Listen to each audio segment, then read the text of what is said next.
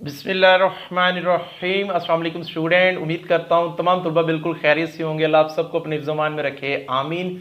खुश रहें, सलामत रहें, रमज़ान की सारी बरकतें हासिल करें, आमीन। बहुत ही बड़ी न्यूज़, बहुत ही बड़ी खुशखबरी और बहुत इंपॉर्टेंट न्यूज़ आपके साथ शेयर करने जा रहा हूँ इम्तिहानात मुलतवी से मुतल्लिक।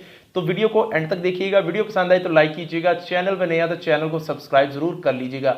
Students, direct to the point बात करते हैं। आप अपनी स्क्रीन के ऊपर कुछ स्क्रीनशॉट्स देख रहे हैं जो इलेक्ट्रॉनिक मीडिया के ऊपर भी चल रहे हैं, जो इस बात की गारंटी है, प्रूफ है कि स्टूडेंट्स यूनिवर्सिटी ने पेपर्स को पोस्टपोन कर दिया है। इसके अंदर ये चीज मेंशन की गई है, जितने भी बीए, बीकॉम, बीएस, बीबीए और बीएड के जो इम्तिहानात थे, जो कि कुछ चल रहे थे और कुछ इम्तिहानात होने थे, उन इम्तिहानात की 26 अप्रैल से लेकर ईद तक जितने इम्तिहानात थे, जितने पेपर्स होने थे, उनको पोस्टपोन कर दिया गया है।